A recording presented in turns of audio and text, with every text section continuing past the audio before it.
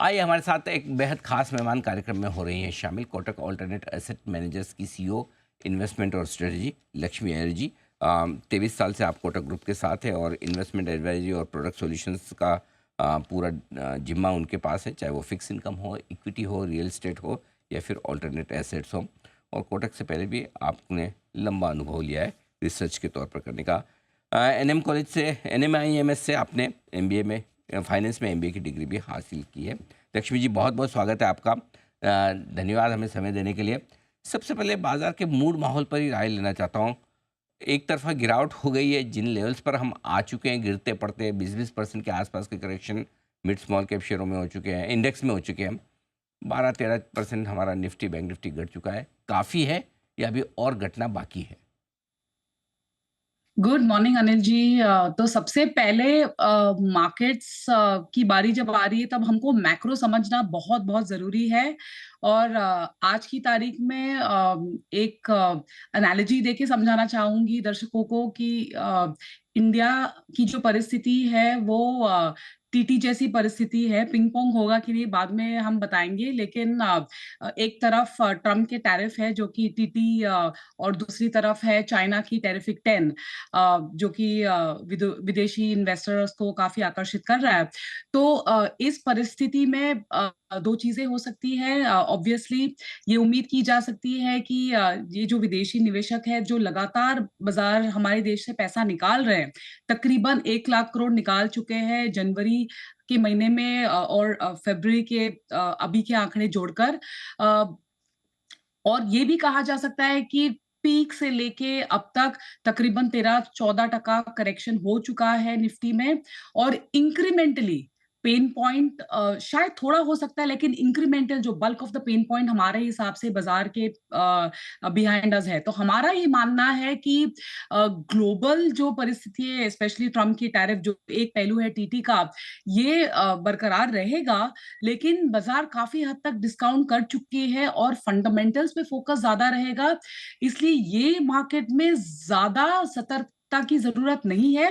Cautiously deploy करते रहना चाहिए, ना कि कैश में बैठने की सलाह हम नहीं देंगे। देखिए, पैसा लगाने का वक्त है बजाय इसके कि आप कैश में बैठ रहे हैं। ये इंटरेस्टिंग रहा है। और पैसा लगाने का फिर कहाँ मौका ज़्यादा दिखता है? लार्ज कैप्स में लगाएं सेफ्टी के लिए आज से, या मिड स्मॉल कैप में पैसे ज़्यादा बनेंगे? अगेन अगर डेटा अगर हम देखें तो खासकर काफी सारी कंट्रीज अपने लॉन्ग टर्म एवरेज की वैल्यूएशंस पर आ चुकी है। और ये काफी हद तक इंडिया के लिए भी लागू है, स्पेशली निफ्टी जो लार्ज कैप की इंडेक्स की हम बात करें, जो तकरीबन फॉरवर्ड अर्निंग्स 20 के नीचे है, 19.5 के आसपास है। पर यही चीज अगर हम मिड कैप की तुलना करें तो तकरीबन 29 टाइम्स अभी भी है। तो वहां पे स्टॉक स्पेसिफिक खरीदारी करना ज्यादा फायदेमंद रहेगा निवेशकों को, ना कि एन मास इंडेक्स खरीदना, क्योंकि वहां पे हम थोड़ा सा और शायद करेक्शन देख सकते हैं। पूरा फ्रॉथ वहां पे निकला नहीं है, लेकिन जैसे मैंने आपको बताया stock specific and sector specific, वहां पे डेफिनेटली आप मिड कैप में भी खरीदारी कर सकते हो। बिल्कुल ठीक बात है। तो ये आपके लिए मिड कैप स्मॉल कैप से रिलेटेड रहा है भी। अब आइए, एक और बात जो मैं आपसे करना चाहता हूँ वो है डेट को लेकर, फिक्स इनकम को लेकर। कई लोगों को लगता है कि इक्विटी में रिस्क है, मार्केट ख़राब होता है, मूड वैसे ही ख़राब हो जाता है। दूसरी तरफ लगता है कि ब्याज दरें घट रही है। तो क्या एक डेट अच्छा ऑप्शन हो सकता है? क्या रिस्क और रिवॉर्ड दोनों मिलाकर देखें तो इक्विटी और डेट कैसे देखती हैं आप? देखिए, रिस्क रिवॉर्ड में अगर ब्याज दरों की बात करें तो ऑलरेडी हमने एक रेट कट हम देख चुके हैं।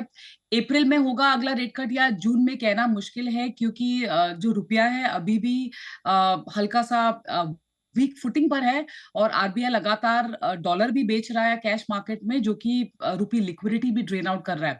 तो अगर डिमांड और सप्लाई गवर्नमेंट बॉन्ड्स की हम बात करें तो अभी भी डिमांड काफी बरकरार है। विदेशी निवेशक इक्विटी बेच रहे हैं, लेकिन डेट में थोड़ी बहुत खरीदारी अभी भी जारी है। और डोमेस्टिक इन्वेस्टर्स की भी वहां पे खरीदारी जारी है। तो 6.7 जो है 10 ईयर का बेंचमार्क, उसी के आसपास इर्द गिर्द 5-10 बेसिस पॉइंट्स में घूमता रहेगा। और जो लंबी अवधि के लिए, यानी जो 1-1.5 साल के ऊपर का पैसा लगाना चाहते हैं, वो की तारीख में भी डेट में खरीदारी कर सकते हैं। लेकिन एक बहुत बेहतर कैटेगरी है अनिल जी, जो म्यूचुअल फंड में पाया जाता है, जो कि जिसको हम बैलेंस एडवांटेज, और एक दूसरी कैटेगरी इक्विटी सेविंग्स। यहाँ पे डेट की मात्रा भी ठीक ठाक है और इक्विटी का प्रोपोर्शन भी बढ़ता जा रहा है। तो ये कैटेगरी मेरे हिसाब से दर्शकों के लिए या निवेशकों के लिए ज्यादा फायदेमंद रहेगा, rather than buying directly date. और अगर डेट खरीदना है तो थोड़ा क्रेडिट फंड्स पे आप ध्यान दीजिएगा, जहां पे यील्ड थोड़ा आप ज्यादा कमा सकते हो। ये इंटरेस्टिंग है। अच्छा, एक चीज़ और जो मैं जानना चाहता हूँ, वो ये कि अर्निंग्स को लेकर बार-बार चिंताएँ थी, अब रिजल्ट सीज़न खत्म भी हो गया। आपको क्या लग रहा है, पिछले रिजल्ट सीज़न के मुकाबले में ये बेहतर था? और दूसरा, मार्च वाली तिमाही के जो नतीजे आएँगे, क्या इससे बेहतर होंगे? देखिए, ये जो क्वार्टर गया, इसके जो नंबर्स थे काफ़ी मिक्स्ड बैग थे। कई-कई जगहों पे हमने काफ़ी अच्छी अर्निंग्स ग्रोथ देखी है, कई-कई जगहों पे muted earnings growth.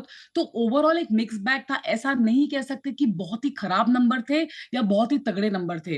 And going into the next quarter, अब जैसे कंजम्पशन का जो बढ़ावा दिया है, वो सब अगले फाइनेंशियल ईयर से किक इन होना शुरू करेगा। लेकिन उसकी जो एक्सपेक्टेशन है, ऑलरेडी कंपनीज में फीड इन करना शुरू करेंगी।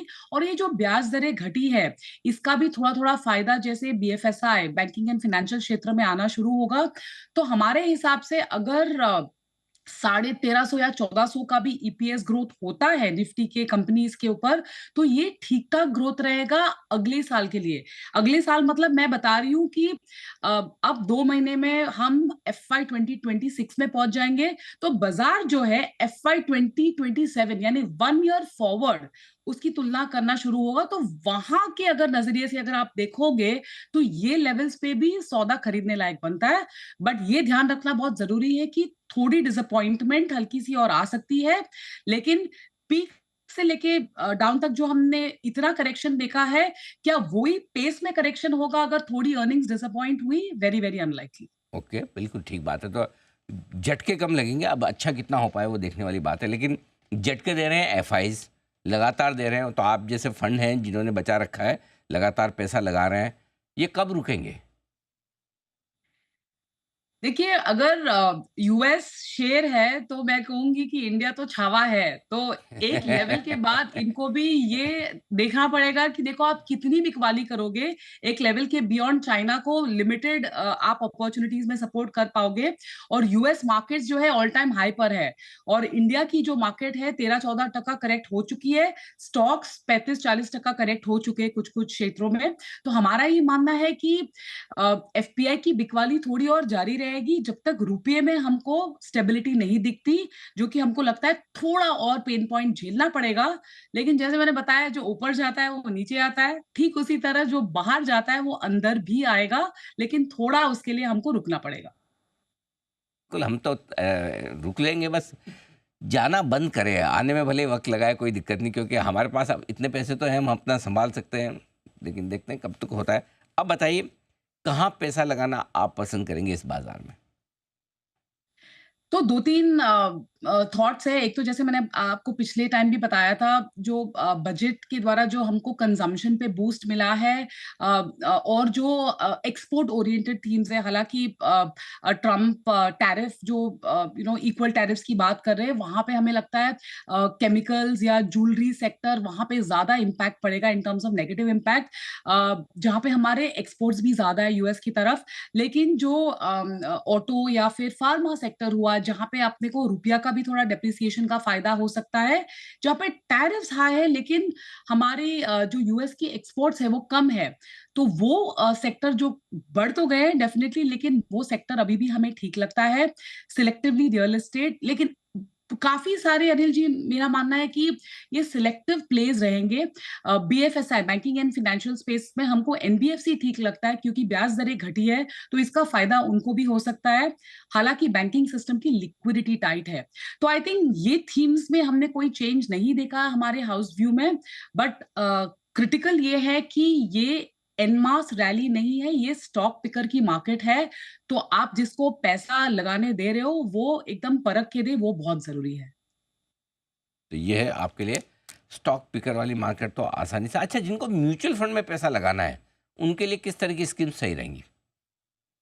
आज के माहौल में फ्लेक्सी कैप एकदम ठीक रहेगा, और अगर आपको लार्ज कैप में ही सीमित रखना है तो स्मार्ट बीटा जैसे लो वोलेटिलिटी इंडेक्स और मोमेंटम इंडेक्स का आप एक कॉम्बिनेशन बना सकते हो। वो बना के आप पैसे लगा सकते हो। Index funds definitely mutual funds में मौजूद है, लेकिन अगर आपको एक्टिव फंड में लगाना है तो आज की तारीख में या तो आप मल्टी कैप या तो आप फ्लेक्सी कैप तक ही अपने इन्वेस्टमेंट्स को सीमित रखिएगा। लक्ष्मी जी, बहुत बहुत धन्यवाद आपका, आपने समय दिया और विस्तार से बाजार पर और बाजार के डायरेक्शन पर अपनी राय हमारे दर्शकों के साथ सामने रखी। Thank you so much ma'am, बहुत बहुत शुक्रिया आपका।